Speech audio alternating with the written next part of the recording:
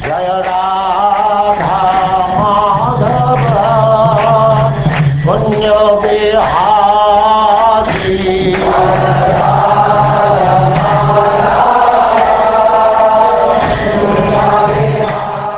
And now chapter 18.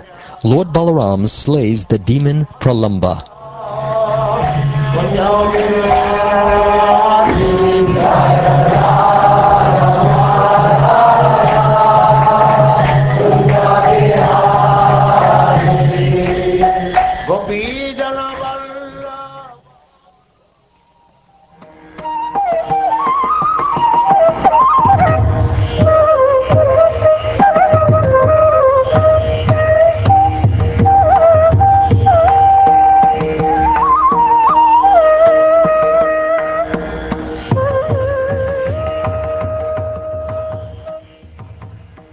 Shukdev Goswami said, surrounded by his blissful companions who constantly chanted his glories, Sri Krishna then entered the village of Braja, which was decorated with herds of cows.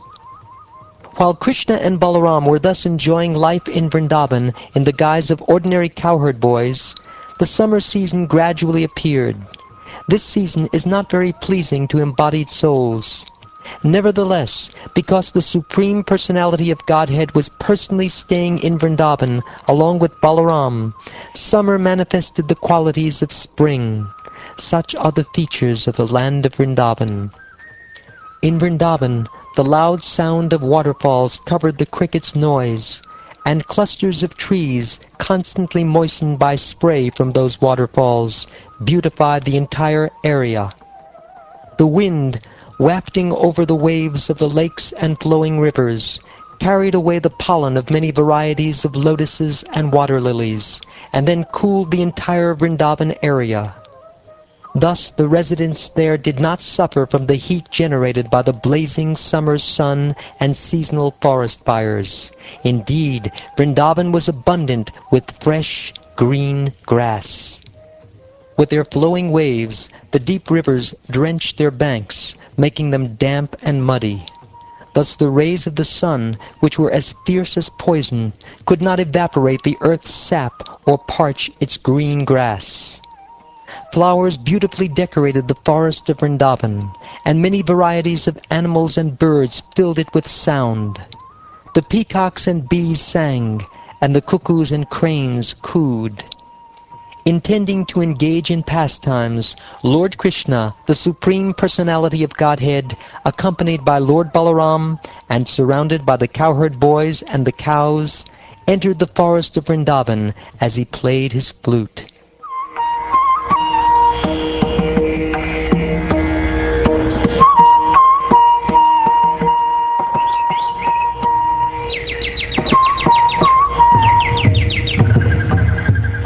Decorating themselves with newly grown leaves, along with peacock feathers, garlands, clusters of flower buds, and colored minerals, Balaram, Krishna, and their cowherd friends danced, wrestled, and sang. As Krishna danced, some of the boys accompanied him by singing, and others by playing flutes, hand cymbals, and buffalo horns, while still others praised his dancing. O king, demigods disguised themselves as members of the cowherd community, and, just as dramatic dancers praise another dancer, worshipped Krishna and Balaram, who were also appearing as cowherd boys. Krishna and Balaram played with their cowherd boyfriends by whirling about, leaping, hurling, slapping, and fighting. Sometimes Krishna and Balaram would pull the hair on the boys' heads. While the other boys were dancing, O king, Krishna and Balaram would sometimes accompany them with song and instrumental music, and sometimes the two lords would praise the boys, saying, "Very good, very good." Sometimes the cowherd boys would play with bilva or kumbha fruits, and sometimes with handfuls of amalaka fruits. At other times, they would play the games of trying to touch one another, or of trying to identify somebody while one is blindfolded, and sometimes they would imitate animals and birds.